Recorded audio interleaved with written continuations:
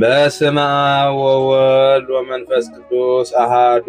አምላክ ውዳሴሃ ለእግዝእትነ ማርያም ድንግል ወላዲተ አምላክ ዘይትነበብ በዕለተ ሐሙስ ንምስጋና ራብዓይ ንፍጥረት ሓሙሻይ መዓልቲ እዩ። በዚ ዕለት እዚ ድንግል ማርያም ትመጽእ፣ ብርሃናዊ ምንጻፍ ይነጽፍ፣ ብርሃናዊ ድባብ ይዝርጋሕ። ኣብቲ ላዕሊ ኮይና ድማ ሰላም ለከ ኦ ፍቁርየ ኤፍሬም ትብሎ፣ ንሱ ድማ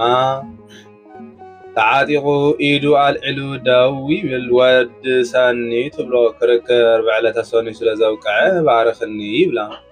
በረከተ ወልድየ ወአቡሁ መንፈስ ቅዱስ ይህድር በላዕሌከ ትብሎ፣ ተባሪኹ ምስጋናው ይጅመር።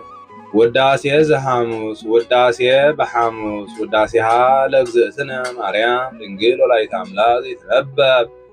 በዕለተ ሐሙስ እንተበለ ሓደ እዩ። እዚ ቃለ ጸሓፊ እዩ። ንሱ ግና ዕፀ እንተርእየ ሙሴ ኢሉ ምስጋናው ይጅምር። በዚ ዕለት እዚ ንነቢያትን ሓዋርያትን ኣኸቲላ መጺኣ ነበረት። በዕለተ ሐሙስ ዝንበብ ዝጽለ ዝትርጎም ናይ ኣዴና ቅድስት ድንግል ማርያም ምስጋና ከምዚ ስዕብ እዩ። ዕፀ እንተርእየ ሙሴ በነደ እሳት ውስተ ገዳም ዋይጹቂሃ ኢትውኢ ትመስል ማርያም ድንግል ዘእንበለ ርኩስ። ነደ እሳት ሰፊርዋ ብነደ እሳት ተኸቢባ ጨናፍራ ከይተቃጸለ ሙሴ ኣብ ደብረ ሲና ዝረኣያ ዕፀ ጳጦስ ድንግል ማርያም ትምሰል። ተሰብአ እምኔሃ ቃለ ኣብ ድንግል ዘእንበለ ርኩስ ተሰብአ ዘእንበለ ርኩስ ኢሉ ይገጥሞ። አካላዊ ቃል ካብ ስጋአ ስጋ ካብ ነፍሳ ነፍሲ ወሲዱ ሰብ ኮነ። ወእያዋየ እሳተ መለኮት ለድንግል ባህርየ መለኮቱ ንድንግል ኣይለወጣን እሞ ዕፀ ጳጦስ ትምሰል። እምድኅረ ወለደቶ ድንግልናሃ ተረክበ ንኡ ድሕሪ ምውላዳ ማህተም ድንግልና ኣይተለወጠን እሞ ዕፀ ጳጦስ ትመስል። ወመለኮቱ ኢተወለጠ ኮነ ወልደ እጓለ እመሕያው። ሰብ እውን እንተኾነ ባህርየ መለኮቱ ኣይተለወጠን እሞ እሳት ይመስል። አምላክ ዘበአማን መጻ ወአድኀነነ። ሰብ እውን እንተኾነ ባህርየ መለኮቱ ኣይተለወጠን እሞ ሰብ ኮይኑ ዘድሓንና ናይ ባህሪ አምላክ እዩ። ሰአሊ ለነ ቅድስት ሰብ ኮይኑ ካብ ዘድሓነና ወድኺ ጽንዕቲ በድንግልና ስርጉት በቅድስና ድንግል ማርያም ጸጉን ክብሩን ንኽህበና ለምንልና። ንዓብየች ኩልነ ኦ እግዝእትነ ወላዲተ አምላክ ወላዲተ አምላክ ድንግል ማርያም ኩልና ነኽብረኪ ነመስግነኪ ኣለና። ትመሳይልች ይኩን ላይለ ኩልነ የቕሬታኺ ንኹለንተና ንኹላትና ስለ ዝኸውን አንድም የቕሬታኺ ኣብ ልዕሊ ኩላትና ምንቲ ክኸውን። ትምክሕተ ኩልነ ድንግል ማርያም ወላዲተ አምላክ ዘበእንቲአሃ ተስዕረ ዘቀዳሚ መርገም ተሃደረ ዚበ ዘመድነ። መጽሓፍ ምስጢር እምበር ዘይቤ ኣይሕሉን እዩ እሞ ዘበእንቲአሃ ተስዕረ ኢሉ እንተሃደረት ዲበ ዘመድነ በለ። ኣብ ባህሪና ሰሪጹ ዝነበረ መርገመ ስጋን መርገመ ነፍስን በኣ ምኽንያት ዝጠፍኣልና ወላዲተ አምላክ ድንግል ማርያም መመኪሕት ኩልና እያ በለ። ብዕልወ ዘገብረት ብእሲት ሔዋን ብዝገበረቶ ዓመፅ ኣብ ባህሪና ሰሪጹ ዝነበረ። አንድም ሔዋን እንታይ ጌራ ትብል እንተኾንካ በልዓት እምዕፅ ዕፀ በለስ በልዐት። በእንተ ሔዋን ተአጽሖ ተገነት ብሰንኪ ሔዋን አፍ ደገ ገነት ተአጽወ ወአዘዞሙ ለኪሩቤል ወለሱራፌል ዘውስተ እደዊሆሙ ሰይፈ እሳት እንተ ትትማየጥ ከመ ይዕቀቡ ፍኖተ ዕፀ ሕይወት ከም ዝብል። ወበእንተ ማርያም ድንግል ተርህወ ለነ ዳግመ። ብምኽንያት ድንግል ማርያም ድማ ደጊሙ ተኸፍተልና ዝቐንዐ ዳግመ እዩ። ቀዳማይ ምእታዎም ንዳሕረዋይ ምእታዎም ዳግም በለ። ዋግሃሶ ለሱራፊ ዘይዓቅብ ፍና ዕፀ ሕይወት ዋይተተ እምእደዊሁ ኩናተ እሳት ከም ዝብል። كفلنا نبلا أمس هيوت داقم كفلنا الكاقتم دقيمو كابس هيوت كنبلع عدلنا زوتو سقاهو لكرسوس ودمو كبور من تفكر زيانا مسع وادهانن ازي خان انا سلازفكرنا سب كوينو زدحاننا ناي كرسوس قدوس سقون كبور دمون ايو ليقاونت نقص هيوت بستقلصلهم ترجمومو ايوم ماريسا فقري ቅዱስ ኤፍሬም ስጋሁ ወደሙ ወንጌላ ዮሐንስን ቅዱስ አዊሮስን ካ ትንሣኤ ብምባል ተርጊሞሞ ፍቅሪ ከይሓስካ ስጉኡን ደሙን ከይተቀበልካ ትንሣኤ ልቦና ከይተንሳእካ መንግስተ ሰማያት ኣይትወረስን እያ እሞ ከምዚ በለ ነታ ሓንቲ ብልዓያ ኢልዎ ነታ ሓንቲ ኣይትብልዓያ ኢልዎ ነታ ሓንቲ ብልዓያን ኣይትብልዓያን ኣይበሎን ብልዓያ ዝበሎ ምግቡ ኣይትብልዓያ ዝበሎ ዕፀ በለስ ብልዓያን ኣይትብልዓያን ዘይበሎ ከዓ ዕፀ ህይወት እያ አዳም ዕፀ በለስ እንተ ዘይበልዕ ነይሩ 1000 ዓመት ኣብ ገነት ጸኒሑ ዕፀ ህይወት በሊዑ ተሓዲሱ መንግስተ ሰማያት መኣተወ ነይሩ አይ ልቦና አየና እምሮ እዩ ወአይ ነቢብ አየና ልሳን እዩ ወአይ ሰሚ አየና እዝኒ እዩ ዘይክላ እምሮ ዝንቱ ምስጢር መንክራ ዘይትነበብ ለዓሊሃ ብዛዕባ ድንቅ ኮይኑ ዝንገር ነገር ምንጋር ዝከኣሎ አይናይ ልሳን እዩ ምስማዕ ዝከኣሎ ኸ አይናይ እዝኒ እዩ ምስትውዓል ዝከኣሎ ኸ አይናይ እምሮ እዩ እግዚአብሔር መፍቀሬ ሰብ ንሰብ ዘፍቅር ሰብ ዘፍቅሮ እግዚአብሔር አሃዱ ውእቱ ባህቲቱ ቃል አብ ማህደርን ሓዳርን ዘይኮነ በይኑ ንሱ አካላዊ ቃል ዘሃሎ እምቅድመ ዓለም በመለኮቱ እንበለ ሙስና ከይተለወጠ ቅድመ ዓለም ዝነበረ አካላዊ ቃል እምአሃዱ አብ መጻ ወተሰብአ ወልድ ዋህድ እምቅድስት እሙ ካብ ሓድነት አብ ከይተፈለየ መጺኡ ንእትን ክብርትን ካብ ዝኾነ ካብ ድንግል ማርያም ካብ ስጋአ ስጋ ካብ ነፍሳ ነፍስ ወሲዱ ሰብ ኮነ እምድህረ ወለደቶ ኢማሰነ ድንግልናሃ ንዑ ምስ ወለደቶ ማህተመ ድንግልና ይተለወጠ ወበእንተዝ ግህደ ኮነት ከመ ወላዲተ አምላክ ይእቲ ስለዚ ድማ ወላዲተ አምላክ ምዃና ብሩዱእ ነገር ተፈሊጣ ኣላ እሞ ነቲ ብዛዕባ ድንቅ ነገር ኮይኑ ዝንገር ነገር ምንጋር ዝከኣሎ አይናይ ልሳን እዩ ምስማዕ ዝከኣሎ ኸ አይናይ እዝኒ እዩ ምስትውዓል ዝከኣሎ ኸ አይናይ እምሮ እዩ ኦ እሙቅ ብዕለ ጥበቡ ለእግዚአብሔር ናይ እግዚአብሔር ብዕለ ጥበቡ ምልአት ስፍሓት ክንደይ ረቅቕ ክንደይ ዓምቕ አንድም ንእግዚአብሔር ንናይ ጥበብ ምልአት ስፍሓት አድናቆት ይግባእ ከርስ ዘፈትሐ ላዕሌሃ ትለድ በጻይር ወህማም ወሃዘነ ልብ ወኮነ ፈልፈለ ህይወት ብሕማም ለዲ ወወልድች ይኩን ምግባእች ሃበምትች ኢሉ ብጻዕርን ብገዓርን ብጭንቅን ብሕማምን ክትወልድ ዝፈረዳ ማህፀን ነትዋዊ ሓዲጉ ኮነት ፈልፈለ ህይወት በለ ምንጭ ድሕነት ኮነት ወሃበ አርውያ ምድር ቋ ህምዝ በኢሰሚ ህየ ቃል በዊኦ በሰሚ አህየወ ከም ዝብል ወወለደ ዘእንበለ ዝርአ ብእሲ ዘይስዕር መርገመ እምዘመድነ ነቲ ካብ ባህሪና መርገመ ስጋን መርገመ ነፍስን ዘጥፋልና ጎይታ ዘእንበለ ዘር ብእሲ ወለደቶ ወበእንተዝ ንሰብሖ እንዘ ንብል ስብሃት ለከ ኦ መፍቀሪ ሰብ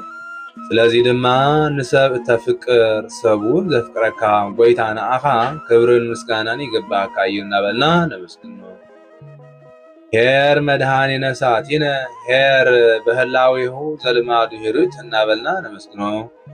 ሳሊ ለነ ቅድስት ሄር ዘበህላዊሁ ዘልማዱ ሂሩት ካብ ዝበሃል ወድኺ ጽንዕቲ በድንግልና ስርጉት በቅድስና ድንግል ማርያም ጸጎን ክብሩን ንኽህበና ለምንልና ኦ ዝመንክር ወጹብ ኃይለ ከርሳ ለድንግል ወላዲተ አምላክ ዘእንበለ ዘር ምኽንያት ከይኮና ንአምላኽ ዝወለደት ድንግል ማርያም ናይ ማህፀና ስራሕ ክንደይ ረቅቕ ክንደይ ዓምቕ عندم ندنجل نناي مهتنا سراح أدنقوت يقبا سما كوانا ملاك زعسر عيو ليوسيف اتني يوسيف زنقر ملاخ مسكرة منتا يبيلو زعسر عيو كمزل انزايب كمازو اسم زيت ولد امنها منفس قدوس قال እግዚአብሔር ውጡ ተሰባ ዘእንበለ ውላዴን ከይተወለወጠ ሰብ ዝኾነ አካላዊ ቃል ብግብረ መንፈስ ቅዱስ ካብአ ከም ዝውለድ መስከረ ወለደቶ ማርያም ምክቢተ ዝንቱ ፍስሐ ድንግል ማርያም ዕፅፊ ድርብ ደስታኣ ንዝኾነ ጎይታ ወለደቶ ደቂ አንስትዮ ክትወልዳ ኢኽን እንተበልወን ይሕጎሳ ካብኡ ናብኡ እውን ወዲ ክትወልዳ ኢኽን እንተበልወን ይሕጎሳ ብዝበለፀ ድማ አምላኽ ምውላዳ ደስ የብል እዩ እሞ ምክቢተ ዝንቱ ፍስሐ በለ አንድም ካብ ዕለታት ሓደ መዓልቲ ድንግል ማርያም ትንቢተ ኢሳይያስ ከተንብብ ከላ ናሁ ድንግል ትጸንስ ወትወልድ ወልደ ኣብ ዝብል ቃል ምስ በጽሐት ኣብ ዘመና በጽሐ ዓቐበት ደይበ ቁልቁለት ወሪደ ማይ ቀዲሐ ዕንፀይቲ ሰቢረ መገልገል ክዋበለት ደኣ እምበር ኣነ እንተ ዝኸውን ኣይበለትን ኣብ ዘመና ምብፃሕ ደስ ዘብል ብዝበለፀ ድማ ንሳ ኮይና ምርካባ ደስ የብል እዩ እሞ ምክቢተ ዝንቱ ፍስሐ በለ ወይቤ ትወልድ ወልደ ስምዐ ኮነ መልአክ ወይቤ ኢሉ ይገጥሞ ወዲ ክትወልዲ ኢኺ በላ ወይሰመይ አማኑኤል ስሙ ድማ አማኑኤል ክስመይ እዩ ዘበተርጓሜሁ እግዚአብሔር ምስሌነ አማኑኤል ማለት እግዚአብሔር ምስሌነ ማለት እዩ እግዚአብሔር ምስሌነ ማለት ድማ ካብ ስጋና ስጋ ካብ ነፍስና ነፍስ ወሲዱ ምሳና ሓደ አካል ሓደ ባህሪ ዝኾነ አምላኽ ማለት እዩ እቲ መልአክ ንዮሴፍ ዝነገሮ በቋንቋ ዕብራይስጥ እዩ ወንጌላዊ ጽሓፈቃ በቋንቋ ዕብራይስጥ እዩ ስለምንታይ ዳ ይትርጉመሎም እንተበልና ንኣብነት ቅዱስ ቄርሎስ ብዛዕባ መናፍቅነት ንስጥሮስ ንፍርዲ ናብ ጉባኤ ከቀርብ ከሎ ንስኻ ሕድረት ካበልካ ወንጌላዊ ድማ አማኑኤል ማለት እግዚአብሔር ምስሌነ ማለት እዩ ኢሉ ካብ ተርጎሞም በአርከስ ወንጌላዊ ተጋጊ እዩ ኢሉ ረሲዕዎ እዩ እሞ ከስውቸ ይሰመይ ወንጌላዊ ዘይተረጎም በሃቢሆሙ ወንጌለ ከም ዝብል እንተኾነ ግና ምሁራን ዝፈልጥዎ ዘይተማህሩ ህዝቢ ድማ ዘይፈልጥዎ ሓደ ሓደ ቃላት ስለ ዝርከብ ንውን ምግላጽ ይተርጉመሎም መጽሐፍ ከም ጥሬ ዘር ዝበለ ንባብ ብዘብወ የብርህ ብዘ ከብርህ ከሎ ምንተ ብከ ዘይነሳይከ እምካላከ ወምንተ ብከ ዘይኮነ ውበለከ ይብል ብወ ከብርህ ከሎ ድማ ፍቅር ወሰላም ፍስሐ ወሐሴት ይብል አንድም ወንጌላዊ ዮሐንስ ንሰብ ኤላንሳን ወንጌለ ማቴዎስ ክሰብከሎም ከሎ አማኑኤል ማለት እግዚአብሔር ምስሌነ ማለት እዩ ኢሉ ተርጉምሎም አሎም አማኑኤል ዝብል ንባብ ካብ ዕብራይስጥ እግዚአብሔር ምስሌነ ዝብል ትርጉም ድማ ካብ ኤላንሳን መጻልና ወለዛቲ ስራ ሰበካ ዮሐንስ በሃገረ ኤላንሳን ከም ዝብል አንድም ናይ ግዕዝ መተርጉም አማኑኤል ማለት እግዚአብሔር ምስሌነ ማለት እዩ እግዚአብሔር ምስሌነ ማለት ድማ ካብ ስጋና ስጋ ካብ ነፍስና ነፍስ ወሲዱ ሓደ አካል ሓደ ባህሪ ዝኾነ ማለት ኢሉ ተርጉምዎ ኣሎ ዋዲ ሰመ ኢየሱስሃ ዘያድኅኖሙ ለህዝቡ ኃጢአቶሙ ደጊሙ ድማ ንህዝቡ ካብ ኃጢአቶም ዘድኅኖም አንድም ንህዝቡ ካብ ፍዳ ኃጢአቶም ዘድሓኖም መድኃኒት ይበሃል ኢየሱስ ኢሉ ንባቡ ዘያድኅኖሙ ኢሉ ትርጉሙ አምጾ ሃይሎ ለስም ወፍካሬሁ አብጽሐ ቅዱስ መልአክ ከም ዝብል ያድህነነ በኃይሉ ከድህነና ወይስረይ ኃጢአተነ ኃጢአትና ከስተስርየልና እስመ ጥዩቅ አይመርናሁ ከመ አምላክ ውእቱ ዘኮነ ሰብአ ለቱ ስብሐት እስከ ለዓለም ንዘለዓለም ክብርን ምስጋናን ይኹኖሞ ሰብ ዝኮነ ንሱ አምላክ ከም ዝኾነ ብርዱእ ነገር ፈሊጥናዮ ኣለና። አምላክ ጥራይ እንተዝኸውን አይመሐመመን ነይሩ። ሶበኒ አምላክ ውእቱ ባህቲቱ እፎ መሃመመ ሶበ ሰቀልዎ ወሞተ ከም ዝብል ሰብ ጥራይ እንተዝኸውን ድማ አይመድሓነናን ነይሩ። ሶበኒ ሰብ ውእቱ ባህቲቱ እፎ እማድሃነ ፍጡራነ ሶበ ሰቀልዎ ወሞተ ከም ዝብል ኦዝ መንክር ልደተ አምላክ ማርያም ቅድስት ድንግል ንእትን ክብርትን ካብ ዝኾነ ድንግል ማርያም እዚ ልደት አምላክ ክንደይ ይረክብ ክንደይ ይዓምቕ። አንድም ነዚ ልደት አምላክ አድንቆት ይግባእ። ወዘአሃቲ ሃሊበ በግእት ያጸግብ ለክልኤ ወራዙት ከም ዝብል አግመረቶ ለቃል ንአካላዊ ቃል ወሰነቶ ይቀደሞ ዘር ንልደቱ ዘር ምክንያት ከይኮኖን ወያማሰነ በልደቱ ድንግልናሃ ብልደቱ ድማ ንማህተመ ድንግልናሃ አይለወጦን። እምሃበ አብ ወፃ ቃል ዘእንበለ ድካም ቅድመ ዓለም ካብ አብ አካል ዘእምአካል ባህሪ ዘእምባህሪ ብዘይ ድኻም ተወልደ። ወእም ድንግል ተወልደ ዘእንበለ ህማም ድሕሪ ዓለም ድማ ድሕሪ 5500 ዓመት ምስ ተፈጸመ ንድንግል ማርያም ሕማም ሕርሲ ከይተሰምዓ ንዑ ድማ ንህፃናት ዝስምዖም ከይተሰምዖ ተወልደ። ሎቱ ሰገዱ ሰብአ ሰገል ሰገድሉ ወአምፁ ዕጣነ ከመ አምላክ ውእቱ አምላክ እዩሞ አምላክ ከም ዝኾነ ንምግላጽ ዕጣን አምፅሉ። ወርቀ እስመ ንጉስ ውእቱ ንጉስ እዩሞ ንጉስ ከም ዝኾነ ንምግላጽ ወርቂ አምፅሉ። ወከርቤ ዘይትወሃብ ለሞቱ ማህያዊ ዝኾነ ናይ ሞቱ ምሳሌ ከርቤ አምፅሉ። ማህያዊ በእንቲአነ ተወክፈ በፍቃዱ ማህያዊ ጎይታ ብፍቃዱ ዝተቀበሎ ናይ ሞቱ ምሳሌ ዝኾነ ከርቤ አምፅሉ። ወንጌል ወርቅ የቀድም ኢሎም ወርቅ የቀድሙ ወርቂ ገበሩሉ በለ። ወርቂ ንግበረሎም ዝነበርና ነገስታት ቅድም ፍጡራን ደሓር ሓላፍያን እዮም። ንገብረሎም ዝነበርና ነገስታት ቅድም ፍጡራን ደሓር ሓላፍያን እዮም። ንስኻ ግና ቅድም ዘይተፈጠርካ ደሓር ዘይተሓልፍ ኢኻ ክብሉ ዕጣን ገበሩሉ በለ። ዕጣን ንዓጥኖም ዝነበርና ጣዖታት ቅድም ፍጡራን ደሓር ሓላፍያን እዮም። ንስኻ ግና ቅድም ዘይተፈጠርካ ደሓር ዘይተሓልፍ ኢኻ ክብሉ ከርቤ ገበሩሉ በለ። ወላ እኳ ቅድም ዘይተፈጠርካ ደሓር ዘይተሓልፍ እንተኾንካ ብዝለበስካዮ ስጋ መሪር ሞት ክትቅበል ኢኻ ክብሉ። አንድም ወርቅ ጽሩይ እዩ ጽሩየ ባህሪ ኢኻ ክብሉ። ዕጣን ምኡዝ እዩ ምኡዝ ባህሪ ኢኻ ክብሉ። ከርቤ ብቁሙ በዕለት ዓርብ ክትቅበሎ ኢኻ ክብሉ። አንድም ወርቅ ጽሩይ እዩ በአኻ ዝአምኑ ምእመናን ጽሩያነ ምግባር ወሃይማኖት እዮም ክብሉ። ዕጣን ምኡዝ እዩ በአኻ ዝአምኑ ምእመናን ምኡዛነ ምግባር ወሃይማኖት እዮም ክብሉ። ከርቤ ንዝተሰብረ ይጽግ ንዝተፈላለየ ሓደ ይገብር። ንስኻ ድማ ካብ ማህበረ መላእክት ንዝተፈለየ አዳም ጽንዓ ነፍስ ውልድነት ሂብካ ምስ ማህበረ መላእክት ሓደ ክትገብሮ ኢኻ ክብሉ። አንድም ወርቅ ናይ ሃይማኖት ወርቂ ጽሩይነቱ ብሓዊ ከይተፈተነ አይፍለጥን እዩ። ሃይማኖት ድማ መከራ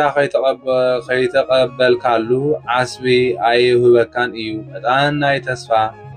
ዕጣን ካብ ርሑቅ ከም ዝሽትት ተስፋ ድማ ንዝረሓቐ ከም ዝቀረበ ንዘይተራእየ ከም ዝተራእየ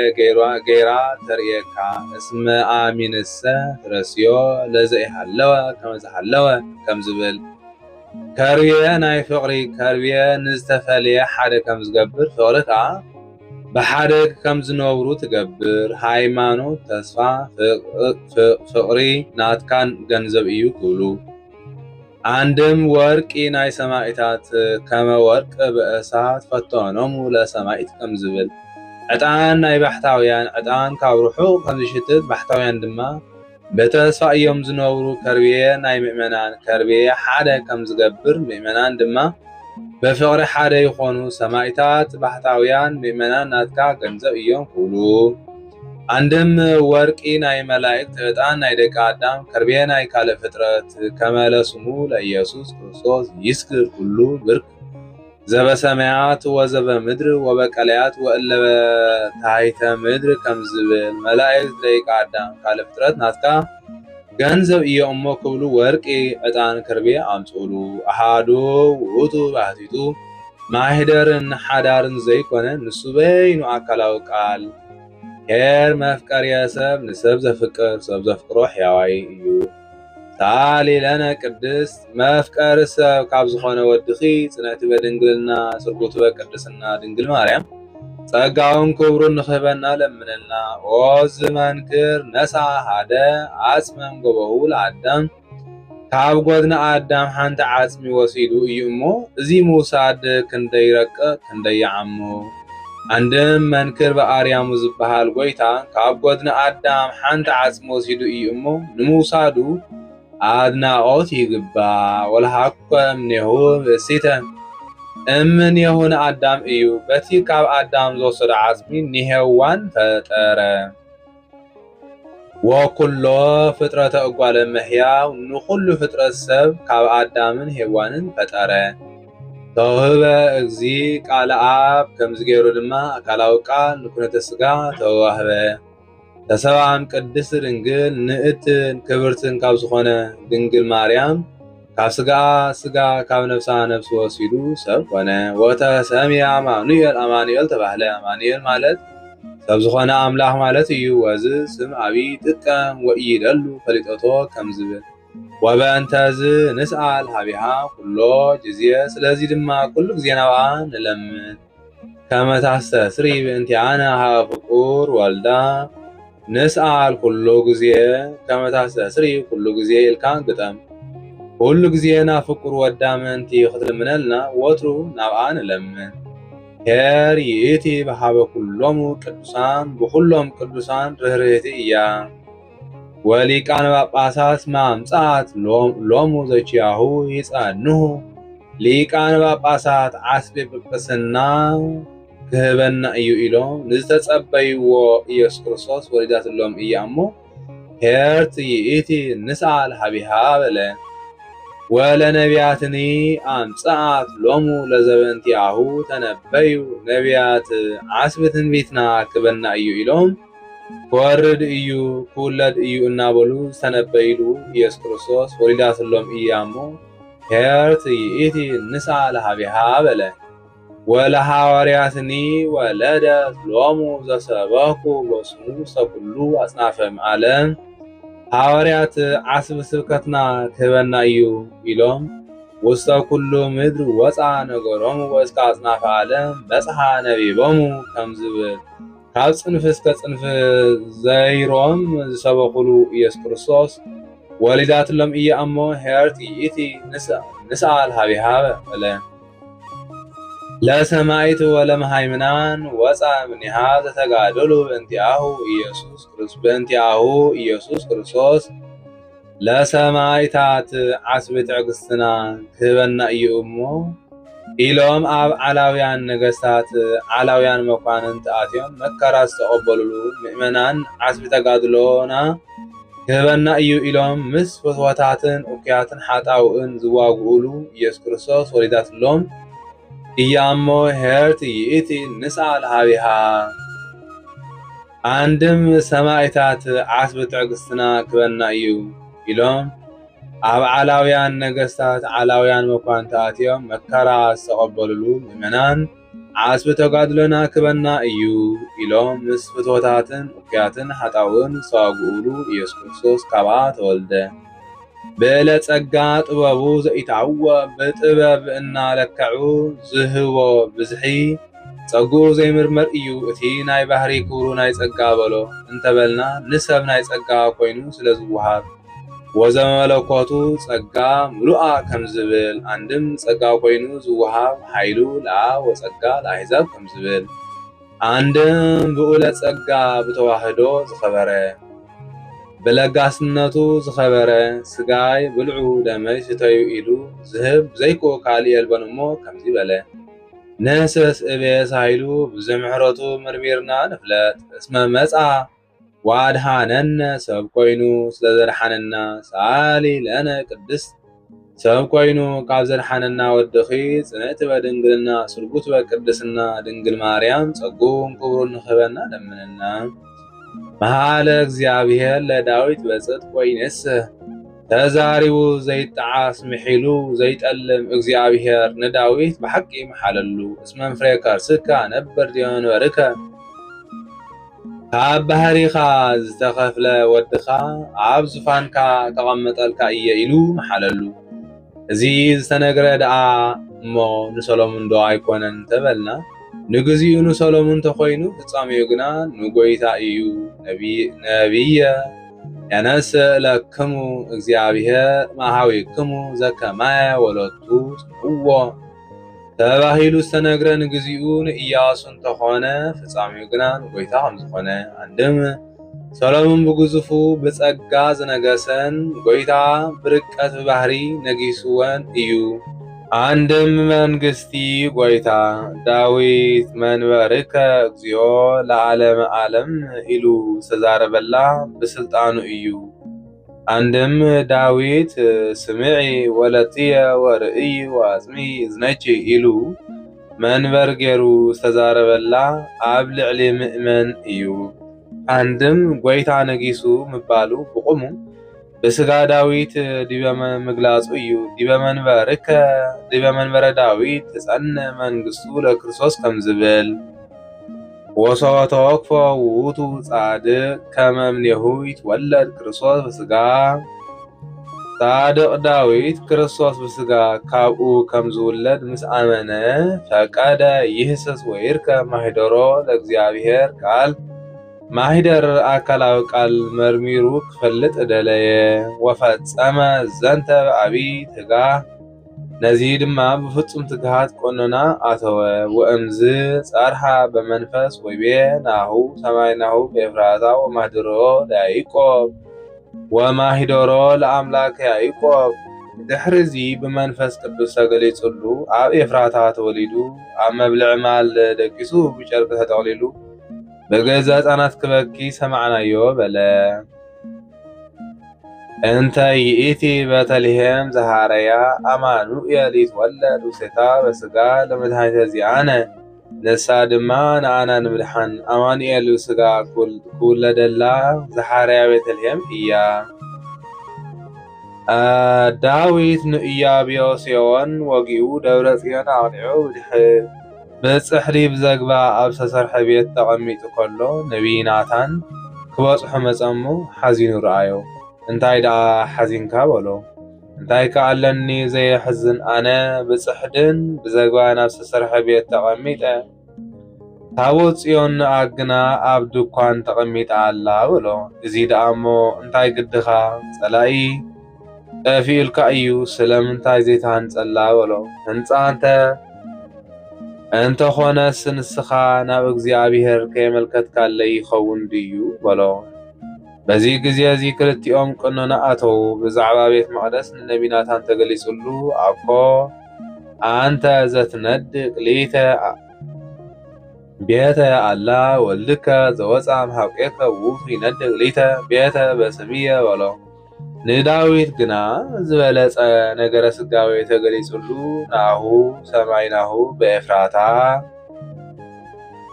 ኣብ ኤፍራታ ተወሊዱ ኣብ መብልዕ ማል ደቂሱ ብጨርቂ ተጠቕሊሉ ብገዛ ሕፃናት ክበኪ ሰማዕናዮ በለ ውሑድ ደሊኻ ብዙሕ ምግላጽ ንእግዚአብሔር ልማዱ እዩ ነቢይ ዕዝራ ሚጠት እስራኤል ደልዩ ቀኖና ኣተወ እንተኣተወ ዝበለጸ ነገረ ስጋዊ ተገሊጹሉ አንበሳ ወፃ እምገዳም ውትቸ ወልድ ዋህድ ውእቱ ከም ዝብል ነቢይ ዳንኤል ሚጠት እስራኤል ደልዩ ቀኖና እንተኣተወ ዝበለጸ ነገረ ስጋዊ ተገሊጹሉ እስከ ክርስቶስ ንጉስ تتهنጽ مقدس وأمز تتمزبر كم زبالة داويد دما ناهو سماي ناهو بإفراتا بلا كايبي بلا كالئم نبيات كاب نبيات حدا مكياس دقيمو كمزي بلا وعنتني بتلهم مدر إفراتا تتعاتي بنقست يهودا مسناي واوي أو تقصو وبأنتي أكمو يتصرف أحزاب لا إلى سمك زيابي هركم زبل وبأنتي أكمو يتصرفو أحزاب لا إلى سمك زيابي هركم زبل أنتي نايوي إفراتا كفل زخونكي بتلهم كابتن نقستات يهودا زنقسوان كتماتات بلسينبر عيتنقسن إخي اسم أمنياتي واتس نقو زير يومو لهزبية إسرائيل كمين هزب إسرائيل زسقا زحلو نقوس كاباخي خنقس إيو نزيز بلا نبي مكياس إيو كالو تعدتات كمهار وعيلو مشت كملس كله بيتاليهم مزحة قرب عبيت قوات أشا وحيت قوات أزيا عنيا انساتات أراوي سلطينوما رأيمو أنتي بتلهم كمزي كوانكي آيت ترفن إخي نقوس كنكسلكي دقان كتكاللكي دمس نقاري كسمعالكي أحزاب كزمرولكي لك إسرائيل بتسفى دق كصنعلكي يميلو تنبه زيدما آيت ترفن زوروبابيل نقيس الله دقان تتخيل الله دمس نقاري تسمع الله أحزاب قبيرهم لا إسرائيل بتسفى صنعهم لا يوم عندهم وأنتني بتلهم مدر إفراتا تهاتب نقست يهودا أنتي ناي إفراتا كفل زخونكي بتلهم كابتن نقستات يهودا زنقسوان كتماتات بلسينبر عيتنسن يخي اسمه من يأتي واتس نقوس زير يوم الهزب إسرائيل كما نهزب إسرائيل زنفس زحلو نقوس كريستوس كاواخي كولد إيو زروبابيل كم زنقس الله كريستوس وليد الله دمكان كم ستخل الله دفتر أبرهان تتخيل الله دمس نقاريت كم تسمع الله قداسي ملاك تسمع الله أحزاب كم زروس زمر الله سبع سقل أحزاب كم زقبر الله سبع سقل قبيرهم الله إسرائيل بتسفى دقة كم صنع الله نقد ملايكت بتسفى دقة صنعهم الله يوم عندهم وعنتني بتلهم مدر إفراتا تهاتب نقست يهودا أتو قال إفراتا زخونكي بيتهبس دنقل ماريام كابتوم عب كتما يهودا زنقسو نقستات والسنبر أيتنقسن يخي وعامتو لهمومو صافوامو كمزبل هبسهم كبل إيو اسمه منياتي واتس نقو زير يوم لهزبية إسرائيل كما إن هزب إسرائيل زنفس زحلو نقوس كريستوس منياتي كاباخي بيتشي ببركخي كولد إيو أوز نجار لألو إلا تنبيو زبا أحادو منفس بنت كريستوس أوز نجارامو لألو أوز نجيرة ألو قبل إيو داويت مكياس بحدا منفس كريستوس تقليص اللهم بزعبا كريستوس زنبيو تنبيت كندي رقا كندي عمو عندهم نبي مكياس داويت نستنبيو تنبيت عاد نقوت يقبا لوتو سبحات مثل هير أبو ومنفس قدوس أمي إذيو أسك العالم كابلو ميجميرو نزل العالم مثل ناي بحري أبو أبن مثل ناي بحري ووتو منفس قدوس انكبر مسقانا يخنو سعالي لنا قدس مس بحري أبو أبن مس بحري هوتو منفس قدوس كبري مسقانا كازقبو دخي تنعي تبارين قلنا سرقوت فقدسنا دنقل ماريان تسوقون كبرون خبانا لمننا داوي زنكس لإسرائيل عميت نسو لاليهو الوان نإسرائيل زنكس داوي نسناي يؤمو لإسرائيل بلا نخفو انت زخون بإسرائيل مبلا نيرو إلو فلاويان بصلئي مسلا علوو فتاوى يستا ماي مازقت بتلهم كابت منشي ماي بتلهم كستي فتاوى داويت حاممه إلو فلاويان محمامو سميعم حليفهم من بيتلهم عردوا شعوداوي كابتي منش ماي بيتلهم من كون ممسال لي بلا اتزلو عقار ماي سلزخونه አንድም እናሰተዮ ዝዓበየ ህይወትነት ዘለዎ ማይ ስለዝኾነ አንድም ልበ ሓያላን ንምፍታሕ ወይ አነ ዳዊት ድሮ ሓሚመስ ጸላእተይ ሰልጢኖም ክብል እዩ። ፍጡነ ተንሥኡ መላእክት ሃራሁ እቶም ላዕለዎት አዘ ሰራዊት አዲኖን ኢያቢስቴ ኤልያና ንጉስ መንደአ እዩ ማይ እናበለ ብጽምኢ ማይ ዝመውት ኢሎም ዕጥቆም ዓጢቆም አጽዋሮም አልዒሎም ዕትሮኦም ተሸኪሞም ቀልጢፎም ተንሥኡ ወተቃተሉ በውስተ ትዕይንተ ዕልዋን ኣብ ከተማ ኢለፍላውያን ተዋግኡሉ ምውጋእሲ ኣይተዋግኡን እንታይ ደኣ ገና ኣብ ርሑቕ ከለዉ ክመጹ ምስ ረኣዮም እዚኣቶም ከይቀተሉ ኣይቅተሉን እዮም ኢሎም ኣፍ ደገ ከፈትሎም ቀዲሖም ኣምጽኡሉ ወመጹ ለቱ ውእተ ማየ ዘፈተወ ይስተይ ነቲ ክሰትዮ ዝደለየ ማይ ቤተልሔም ኣምጽኡሉ ወሶበ ርእየ ውእቱ ጻድቅ ከመ አጥኡ ወመጠው ነፍሶም ለቀትል በእንቲአሁ ዳዊት ጻድቅ ሰብነቶም ምእንትኡ ንስቃይ ንሞት ኣሕሊፎም ከም ዝሃብሉ ምስ ረአየ ከዓወ ውእተ ማየ ነቲ ማይ ከዓወ ወኢሰትየ እምኔሁ ካብኡ ኣይሰተየን ወእምዝ ተኸለቁ ለቱ ጽድቀ እስከ ለዓለም ድሕርዚ ጽድቅ እንተበልና ጽድቅ ኮይኑ ተነግረሉ ጽድቅ እንተበልና ኣብ ጽድቅ ኣትዩ ተቆጽረሉ ነቲ ዝፈተወ ነገር መስዋዕቲ ይኹነኒ ኢሉ ኣፍሰሶ አንድም ደምኩም ምስታይ ማለት እዩ ኢሉ ኣፍሰሶ ኣብ ገዳማ አስቄጥስ ዝነብሩ መነኮሳት ኣብ ዓመት 2 ግዜ እዮም ዘብስሉ ድሕርዚ ነቲ ዝደረቐ እናለዓሉ ይምገብዎ ሽዑ ሓደ ካብኣቶም ዝሓመ ውዑይ እንጌራ ዘምጽኣለይ እንተዝረክብሲ ምቐመስኩ ነይረ በለ ሓደ ካብኣቶም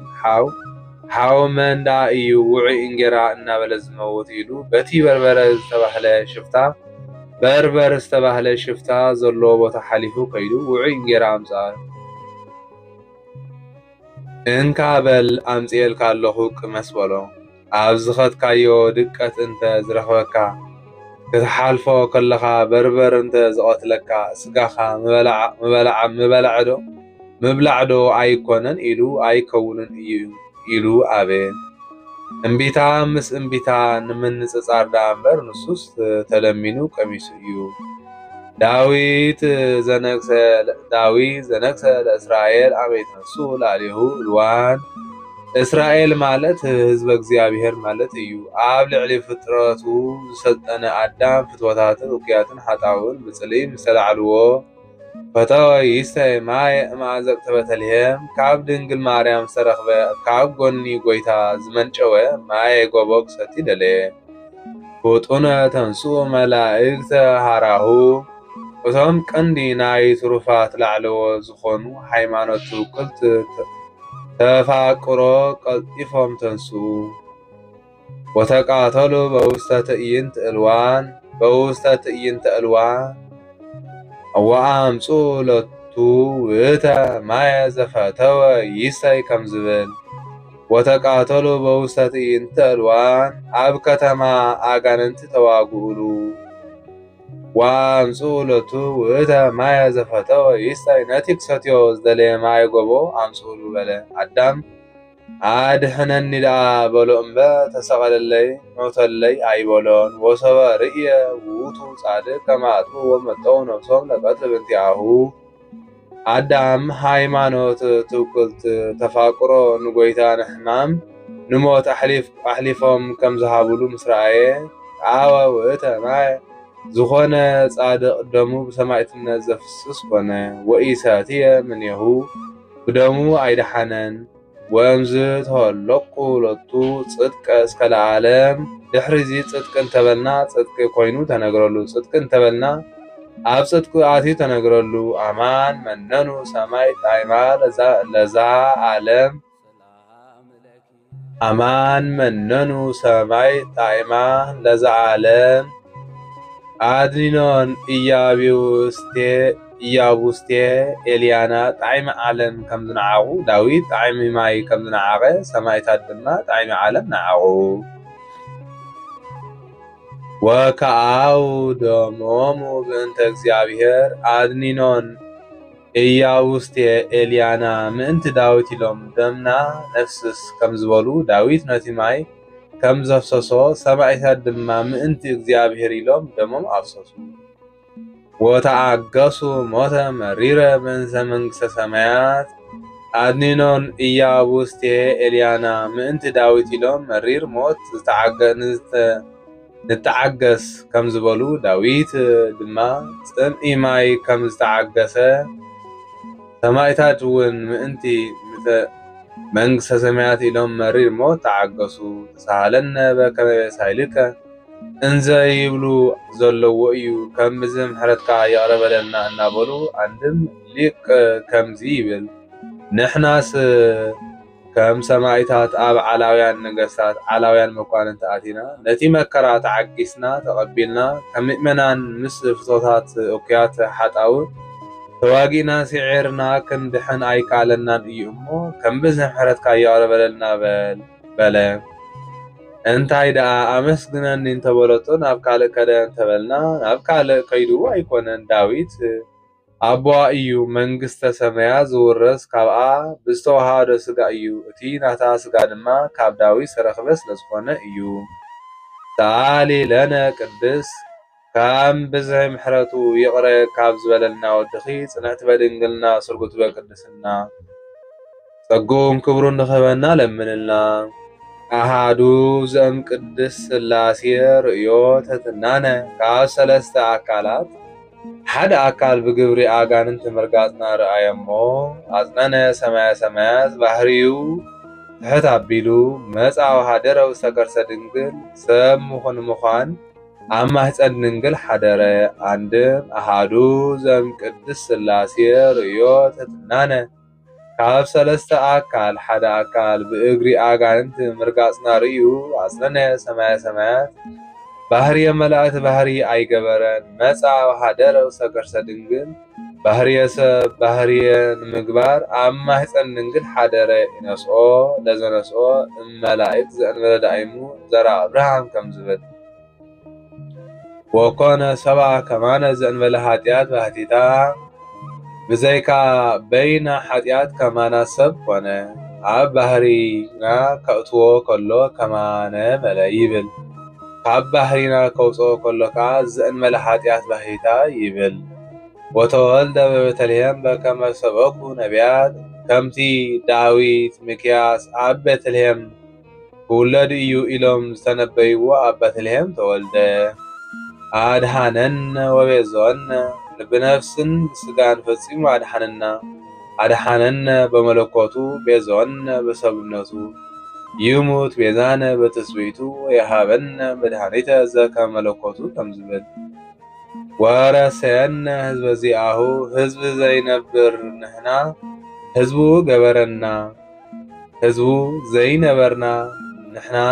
ህዝቡ ገበረና ረኺስና ዝነበርና ቀደሰና ርሕያና ዝነበርና አቅረበና ተጻሊና ዝነበርና ተዓረቀና ናይ ቀደም ብረድኤት ናይ ሎሚ ብኩነት እዩ እንዘ ቀዲሙ ይኮንኩሙ ህዝቦ ይእዝየሰ ህዝበ እግዚአብሔር አንትሙ ከም ዝብል ሰአሊ ለነ ቅድስ ህዝቡ ዘይነብር ንሕናስ ህዝቡ ካብ ዝነበርና ወድኺ ጽንዕቲ በድንግልና ስርጉት በቅድስና ማርያም ጸጉን ክብሩን ንኽህበና ለምንልና። ቅድስት በለ ንጽሕት ጽንዕቲ ክብርቲ ፍልይቲ ክብል እዩ። ንጽሕት በለ ካልኦት ደቂ ኣንስትዮ ካብ ነቢብ ካብ ገቢር እንተነጽሓ ካብ ሓልዮ ኣይነጽሓን እየን። ንሳ ግና ካብ ነቢብ ካብ ገቢር ካብ ሓልዮ ንጽሕቲ እያ። ወይ ረኹሰት በምንትኒ ዘፈጠራ ድንግል በህሊናሃ ወድንግል በስጋሃ ከም ዝብል ጽንዕት በለ ካልኦት ደቂ ኣንስትዮ እንተጸንዓ ንግዚኡ እየን ድሓር ግና ተፈትዋ ኣለወን። ንሳ ግና ቅድመ ጸኒስ ግዘ ጸኒስ ቅድመ ወሊድ ቅድመ ግዜ ወሊድ ድሕረ ወሊድ ጽንዕቲ እያ። ክብርቲ በለ ካልኦት ደቂ ኣንስትዮ እነ ኽብረ ነቢያት ሓዋርያት ጻድቃን ሰማዕታት ወሊደን ኢልና ኢና። ናግና ወላዲተ አምላኽ ኢልና ኢና ፍልይት በለ ኣደነት ምስ ድንግልና ሓደ ጌራ ዝሓዘት ብዘይካ ድንግል ማርያም ካልእ ጓል ኣንስተይቲ የላን። ዓይኑ ኣ እንተኾነ ዓይኑ ኣ እንተኾይኑ ምስጢሩን ሕቡእ ጥበቡን ኣሕድረልና ሰኣለልና ኣልፋ ኣ እንተኾነ ለምንልና ማለት እዩ። ልመናስ ካብኡ ንድሓር ይትረፍ በኣ ብኻልኦት ቅዱሳን እውን የልቦ እንታይ ደኣ በቲ ናይ ቀደም ቃል ኪዳን ስለ ዝተማልደልና ከምዚ በለ። ነዚ ምስ ፈጸመ ብዝሓዘቶ መስቀል ብርሃን ባሪኻቶ ተዓረግ ንሱ ድማ ተባሪኹ መሲሉ ይተርፍ።